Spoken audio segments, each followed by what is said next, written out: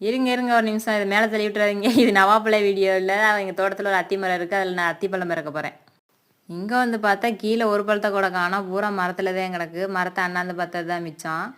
மைனாக்குருவிகளுக்குலாம் அத்திப்பழம்னா ரொம்ப பிடிக்கும். மரத்தில் பார்த்தா வெறும் மைனாக்குருவிகளாக தான் இருக்குது. அது தின்னு போட்ட ஒன்று ஒன்று கையில் கிடக்கிறத நான் பறக்கிட்டு இருக்கேன். நான் வேற பழம்லாம் நிறைய கீழே விழுந்து கிடக்குன்னு சொல்லிட்டு துரட்டி எடுத்தாராம வந்துட்டேன். நான் நினச்சது ஒன்று, அது நடந்தது ஒன்று மாதிரி. மரத்தில் தான் நிறையா கிடக்கு, கீழே 1 2 பழம் தான் கிடந்துச்சு. சரி அதையாவது வந்ததுக்கு எடுத்துகிட்டு போவோம்னு அதை பறக்கிட்டு இருக்கேன். எதுக்காக இந்த மரம் ஃபுல்லாக அப்படி காயம்பட்டுருக்குன்னு பார்த்தீங்கன்னா, ஒடிஞ்ச கைக்குள்ள இந்த பால் அடித்தா சரியாயிருன்னு சொல்லுவாங்க. அதனால தான் அப்படி காயமாக இருக்குது மரம் ஃபுல்லாக. அதுவும் காலையில் சூரியன் உதிக்கிறதுக்கு முன்னாடி இந்த மரத்தில் வந்து வெட்டினா தான் பால் வரும்.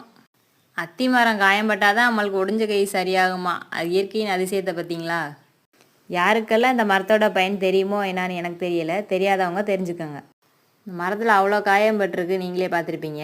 அவ்வளோ பேர் இந்த மரத்தினால பயன்பெற்றிருக்காங்க. இந்த மரத்தை வச்சதுனால எங்களுக்கு ரொம்ப சந்தோஷமாக இருக்குது. அப்படியே மறக்காமல் லைக் போட்டு விடுங்க.